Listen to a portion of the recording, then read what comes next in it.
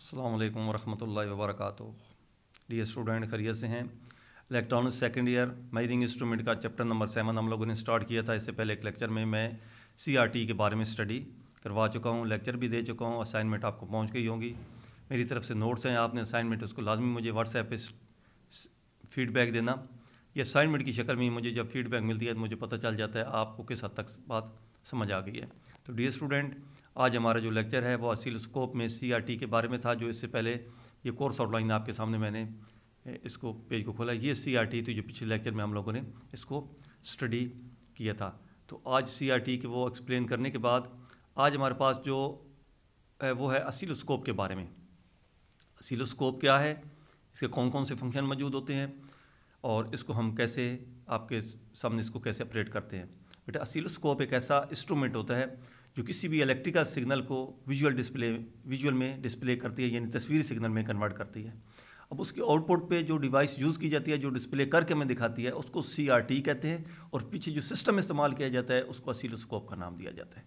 अब यहाँ पे आपको नज़र आ रहा होगा, इसमें ड्रा एंड एक्सप्लेन दी इस सर्किट डायग्राम ऑफ या block diagram of general purpose oscilloscope. ये जनरल पर्पस 68 पेज के ऊपर जो आपको नजर आ रही है, ये जनरल पर्पस ऑसिलोस्कोप है। जनरल पर्पस ऑसिलोस्कोप जो आम ऑसिलोस्कोप हम लोग यूज़ करते हैं, इसी को मज़ीद ऑसिलोस्कोप में कन्वर्ट किया जाता है। तो डियर स्टूडेंट, अगर इसमें देखें तो इसके दो सेक्शन हमारे पास हैं। सबसे पहले ऊपर देखें तो इसकी इनपुट सप्लाई, उसके बाद वर्टिकल एम्पलीफायर, उसके बाद डिले लाइन और आउटपुट उठाकर हम वर्टिकल प्लेट्स को दे देते हैं। ये वही प्लेट्स हैं जो CRT के अंदर हम लोगों ने स्टडी की थी। CRT को इतना ज़्यादा एक्सप्लेन यहाँ पे नहीं किया गया, क्योंकि यहाँ पे मकसद CRT का बताना नहीं है, बल्कि ऑसिलोस्कोप के बारे में उसके ब्लॉक डायग्राम को बताना है। सेकंड सेक्शन में बेटा देखें तो उसी आउटपुट को हम सैंपल लेते हैं। किसको देते हैं हमारे पास ट्रिगर सर्किट देते हैं। ट्रिगर सर्किट के बाद ये हमारे पास आउटपुट हम ट्रिगर एम्पलीफायर में देकर, आगे हमारे पास डिफ्लेक्शन एम्पलीफायर होता है, उसको देने के बाद आउटपुट हम डिफ्लेक्शन प्लेट्स को दे देते हैं। ये हमारे पास दो ब्लॉक डायग्राम है। दोबारा देखें बेटे, इनपुट सप्लाई जिसकी मेजरमेंट करनी होती है वर्टिकल एम्पलीफायर में देते हैं। सबसे पहले हम उसको एम्पलीफायर, फॉर एग्जाम्पल मैं रेक्टिफायर बनाता हूँ और इसकी आउटपुट में उठाकर उसको ऑसिलोस्कोप पे देखना चाहता हूँ, तो इनपुट में कहाँ पे दूंगा? वर्टिकल एम्पलीफायर में। ये एम्पलीफायर इसको एम्पलीफाई करके डिले लाइन में देगा। डिले लाइन बेटा 64 माइक्रोसेकंड की मूवमेंट होती है। ये क्यों रखी जाती है? क्योंकि यहाँ से दूसरा सिस्टम जो यहाँ से हम ले रहे होते हैं इसका सैंपल, वो असल में प्रोसेस में टाइम लगता है। हम कहते हैं दोनों एट ए टाइम, एक वर्टिकल पे और हॉरिजॉन्टल पे पहुँचने वाले दोनों सिग्नल का टाइम एक हो। इसलिए यहाँ पे देखें, सबसे पहले हम किस में देते हैं? ट्रिगर सर्किट में देते हैं। ये इस सैंपल को, यानी इस वेव्स को कन्वर्ट कर लेता है छोटे छोटे टुकड़ों के अंदर, थोड़े थोड़े पार्ट्स के अंदर, वो कन्वर्ट कर लेता है उसकी ट्रिगर में। वो ट्रिगर पॉइंट होते हैं। उस ट्रिगर को बेटा हम उठाकर आगे हमारे पास स्वीप जनरेटर होता है, हम इसको देते हैं स्वीप। जो ही इनपुट सिग्नल उसको ट्रिगर मिलती है, वहाँ पर स्वीप जनरेट होती है। अब ट्रिगर की तादाद इनपुट सिग्नल के वेरिएशन की तादाद इक्वल होती है ट्रिगर के पॉइंट के दरमियान, और ट्रिगर की आउटपुट जो होती है वो बेटा सेम सिंक्रोनाइज किसकी होती है? स्वीप जनरेटर की। अब जितनी फ्रिक्वेंसी जिसकी होगी इतनी फ्रिक्वेंसी स्वीप जनरेटर की होगी। तो और यहाँ से हम स्वीप को जनरेट कर लेते हैं। स्वीप वेव्स आपको जिस तरह शॉर्ट होती है उसको हम स्वीप में नाम देते हैं। यहाँ से शॉर्ट को जनरेट किया जाता है। असल में वो वीक होती है, तो उसको यहाँ पे हम दोबारा पावर हॉरिजॉन्टल एम्पलीफायर में देकर उसको एम्पलीफाई करके हॉरिजॉन्टल प्लेट्स को दे देते हैं। अब हॉरिजॉन्टल प्लेट्स और वर्टिकल प्लेट्स दोनों मिलकर यहाँ पे आपको इलेक्ट्रॉन बीम नज़र आ रही होगी बेटा। तो इसकी ये ट्रेसिंग करवाती हैं।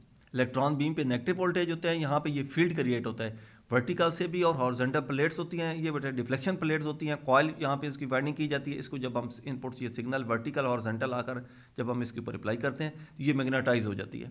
ये मैग्नेटाइज होकर जिस तरह सिग्नल पॉजिटिव साइड पर जाता है या नेगेटिव साइड पर जाता है, तो डियर स्टूडेंट ये इस इलेक्ट्रॉन बीम को इस स्क्रीन के ऊपर क्या करवाती है? ट्रेस करवाती है।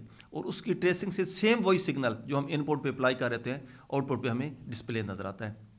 उसके बाद दरमियान में आपको नज़र आ रहा होगा पावर सप्लाईज बेटा, HV and LV, high voltage power supply, low voltage power supply. High voltage power supply 11 kV, 350 kV, 440 kV, ये वो वोल्टेज होते हैं जो हम फैनल एनोड पे ऊपर दे रहे होते हैं। 11 kV या 22 kV होते हैं। उसके बाद डिफ्लेक्शन, ये हमारे पास इससे डिफ्लेक्शन प्लेट से पहले जो हमारे पास एक्सेलरेशन एनोड होता है, फोकसिंग एनोड होता है। CRT में जाए तो वहाँ पे 340 और 440 के वोल्टेज वहाँ पे अप्लाई किए जाते हैं। तो वो वोल्टेज हम हाई वोल्टेज से हम अप्लाई कर रहे होते हैं। हीटर को वोल्टेज अप्लाई किए जाते हैं, तो वो जितने वोल्टेज CRT को अप्लाई किए जाते हैं वो हाई वोल्टेज होते हैं। लेकिन यहाँ पे जितने आपको ब्लॉक नज़र आ रहे हैं, वर्टिकल एम्पलीफायर, डिले लाइन, और इसके बाद ट्रिगर सर्किट होता है, स्वीप जनरेटर होता है, और हॉरिजॉन्टल एम्पलीफायर होता है।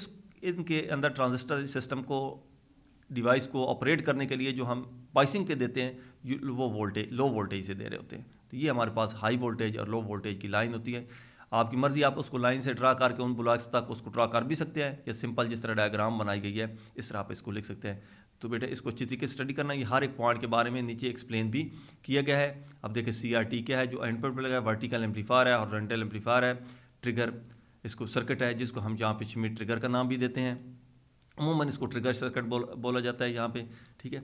और उसके बाद हमारे पास वो पावर सप्लाई हैं जो अभी आपको बता दी गई हैं। इंशाल्लाह अगले लेक्चर के अंदर हम इसको अलहदा तौर पे, ये कहते हैं draw and explain the diagram of vertical section या हॉरिजॉन्टल, उसको हम यहाँ पे भी एक्सप्लेन कर सकते हैं। आप इसको सेपरेट अलग तौर वही सेम वो चीज़ जो ऊपर बता दी गई है वो यहाँ पे आप इसको स्टडी कर सकते हैं। ये देखिए इनपुट पॉइंट इसको ज़रा एक्सप्लेन किया गया है। इनपुट सप्लाई हम अप्लाई करते हैं, AC या DC का पॉइंट बना दिया गया है। AC जो कैपेसिटर से पास होगी, न्यूट्रल पॉइंट, ग्राउंड, ये आपने चैनल के अंदर देखा होगा, वहाँ पे हम इसको सिलेक्ट करते हैं लैब्स के अंदर। इनपुट अटेन्यूएटर एक ऐसा फंक्शन या सिस्टम होता है जो इनपुट अटेन्यूएशन करके अपनी मर्ज़ी के आउटपुट हम वेव शेप, उसकी एम्पलीट्यूड की कम या ज़्यादा ले सकते हैं। उसके बाद हमारे पास प्री एम्पलीफायर को दो हिस्सों में तकसीम किया गया है। जो वर्टिकल एम्पलीफायर है, पहले इसको प्री एम्पलीफायर, सेकंड को मेन एम्पलीफायर, आगे डिले लाइन और CRT की प्लेट्स को दे दिया गया है। बट इसी तरह आप हमारे पास हॉरिजॉन्टल सेक्शन के बारे में अगर स्टडी करें तो इनपुट हम कहाँ से लेते हैं, ये जो इनपुट वर्टिकल सेक्शन से लेंगे, किसको देंगे, श्मिट ट्रिगर को देंगे। आउटपुट्स वो उसको ड्राइव करेगा स्वीप जनरेटर को, और स्वीप जनरेटर की आउटपुट मेन एम्पलीफायर से लेकर हॉरिजॉन्टल एम्पलीफायर को देकर हॉरिजॉन्टल प्लेट्स को दे दी जाती है। हॉरिजॉन्टल प्लेट्स की पोजीशन को कंट्रोल करने के लिए हॉरिजॉन्टल पोजीशन कंट्रोल लगा दिए गए। ये एक्स्ट्रा आपको यहाँ पे नजर आ रहा है external input.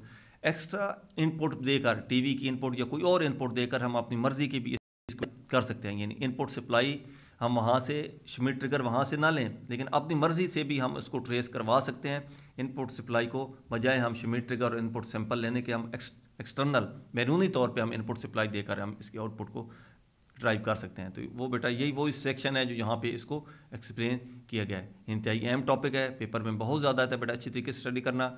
Draw and explain the block diagram of oscilloscope, general purpose oscilloscope जो आपके सामने ड्रा की गई है। इंशाल्लाह अगले लेक्चर में हम इनके मज़ीद टाइप्स के बारे में स्टडी करेंगे। कोर्स में बहुत ज़्यादा टाइप्स थी, लेकिन अभी कोर्स इस जो कम हुआ है इसकी वजह से काफ़ी इसमें कोर्स को कम कर दिया गया है, जिसमें चंद एक ऑसिलोस्कोप है जिसमें शामिल की गई हैं। इंशाल्लाह अगले लेक्चर में हम इसको स्टडी करेंगे। बेटा ये कंप्लीट असाइनमेंट बनाकर मुझे व्हाट्सएप लाजमी करना। उस वक्त तक के लिए इजाज़त। वालेकुम अस्सलाम व रहमतुल्लाहि व बरकातुहू।